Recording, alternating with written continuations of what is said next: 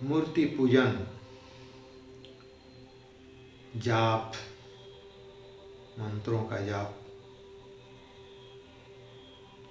क्यों करना जरूरी है, इस पर थोड़ा हम लोग विचार करें। यह जगत नाम और रूप वाला है। इस जगत की हर एक वस्तुओं का कुछ नाम है और कुछ रूप है। संतों ने विचार किया कि वो नाम और रूप के कारण ही इसमें आकर्षण है। हर एक वस्तुओं के नाम और रूप हैं, इसलिए उसमें आकर्षण है। तो उस आकर्षण से बचने के लिए कोई विशेष नाम और रूप अगर मिले तो साधारण नाम और रूप को भूला जा सकता है। इसलिए संतों ने विचार किया कि प्रभु के दिव्य नाम और रूप का स्मरण करके जगत की सारी वस्तुओं के जो नाम और रूप हैं जिसमें आकर्षण है, उसके आकर्षण से बचा जा सकता है। इसलिए संतों ने लगा दिया कि नाम और रूप का स्मरण करो। नाम जाप, जिसे राम का जाप मैं करूं, राम का जाप करूं। राम का नाम दिव्य है और रूप भी दिव्य है, उनके गुण और आचरण भी दिव्य हैं। श्री कृष्ण के नाम भी दिव्य हैं, रूप भी दिव्य हैं, आचरण भी दिव्य हैं। तो जिसे व्यक्ति का नाम, रूप और गुण दिव्य हों, वो साधारण नाम, रूप और दिव्यता को निरस्त कर सकता है। इसलिए अब राम का नाम हम लेते हैं तो राम का मतलब ही होता है, र का मतलब होता है परमात्मा, आयाम मतलब होता है सभी जगह उपलब्ध। राम का अर्थ ही होता है जो सभी जगह उपलब्ध हो। कृष्ण है, कृष्ण का मतलब ही होता है आकर्षण, जो कर्षण हो, खींचता हो। तो हर एक, इसीलिए कहा जाता है भगवान श्री कृष्ण को वासुदेव। वासुदेव का मतलब होता है कि पहले से भी मैं बता चुका हूँ कि 8 वसु होते हैं, यानी कि सारी वस्तुओं में जो बसे हुए हैं उसी को वासुदेव कहा गया है। 8 तरह के वसु हैं जो हर एक वस्तुओं में बसे हुए होते हैं। और वासुदेव भगवान श्री कृष्ण को कहा जाता है, परमात्मा को भी कहा जाता है कि हर एक वस्तुओं में वो बसे हुए हैं और हर एक वस्तुओं में आकर्षण है। अगर किसी वस्तु में आकर्षण है तो वहाँ जरूर श्री कृष्ण है, क्योंकि कृष्ण का अर्थ ही होता है आकर्षण, जो हमको खींचता हो। तो इस संसार की हर एक वस्तुएं हमको खींचने लगती हैं। अगर खींचने लगती हैं तो प्रभु का ही एक गुण है।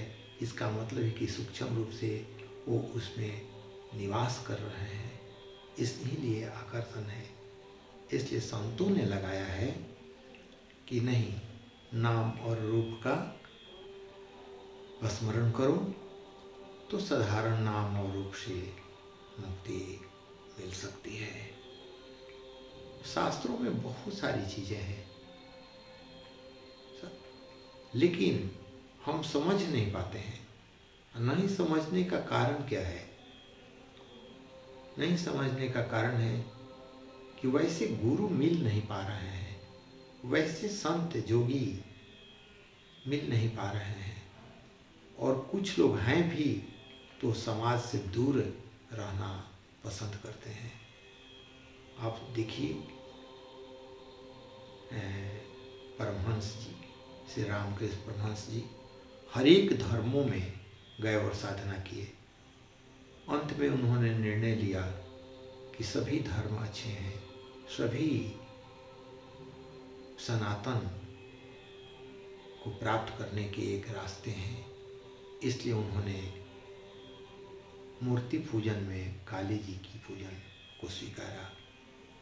उनके शिष्य विवेकानंद हैं, वो योग पर ध्यान दिए, योग मार्ग पर ज़्यादा ध्यान दिए, लेकिन मूर्ति पूजन को भी छोड़े नहीं। तो जो व्यक्ति हर एक विद्या जानता है वो किसी को हे दृष्टि से नहीं देखता। लेकिन हमारे यहाँ तो समझना बड़ी मुश्किल है, कैसे लोगों को समझाया जाए।